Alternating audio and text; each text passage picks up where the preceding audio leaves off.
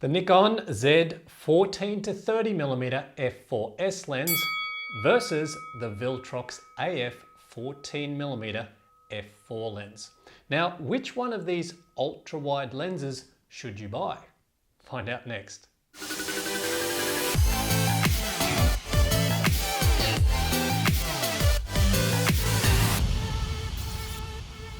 Let's not mess around, let's get straight into comparing these lenses. Side by side, in size comparison, the Viltrox is smaller than the Nikon lens.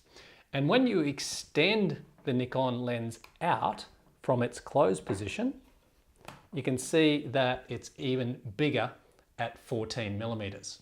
Weight comparison between these two lenses, the Nikon 14-30mm weighs in at 485 grams, whereas the Viltrox 14mm, it weighs 185 grams. So if you are a constant traveler, then that is something you may want to take into consideration. While we're talking about physical appearance on both of these lenses, there is a few things that I've noticed on the Nikon lens that the Viltrox lens doesn't have. The Nikon has an AF on and off switch at the side, whereas the Viltrox doesn't. The Nikon has a control ring towards the rear of the lens. You can assign certain things from the menu to. The Viltrox doesn't. And lastly, the obvious one, the Nikon can zoom to 30mm at that constant f4 aperture. But the Viltrox is a prime lens and has a fixed focal length of 14mm. Both lenses have no VR or vibration reduction built in.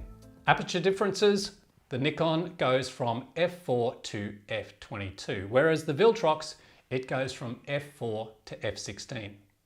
Filter thread size, they are quite different on both of these lenses. The Nikon has a filter thread size of 82mm, whereas the Viltrox has a filter thread size of 58mm. So filters for the Nikon lens may be a little bit more expensive than filters for the Viltrox lens. Okay, so let's talk about the price difference between these two lenses. The Nikon Z 14-30mm F4S lens retails in the US at $1,199. Now, at the time of making this video, that was on special. Normal retail price for this lens in the US is around $1,400. Whereas on the Viltrox 14mm F4 lens, the retail price is $199 US. So $1,000 difference between these two lenses. That is substantial. And I guess it's one of the reasons why I wanted to make this video. Let's dig a little bit deeper and see some more comparisons out of both of these lenses. Focusing between foreground and background objects, I thought the Viltrox lens was just that tad bit snappier in speed compared to the Nikon.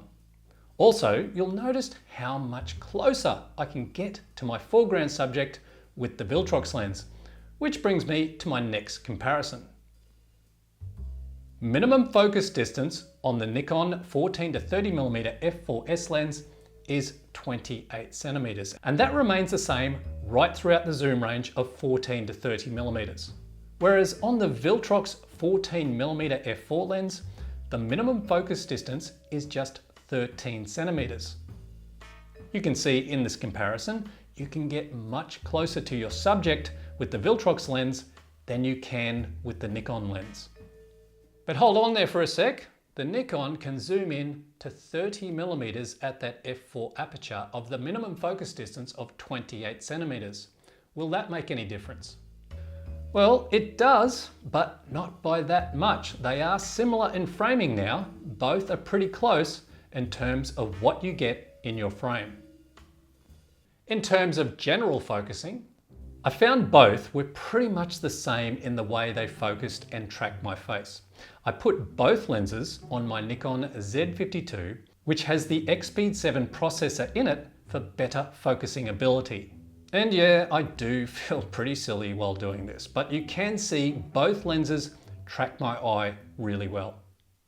Okay, so are we seeing the $1,000 difference between these two lenses yet?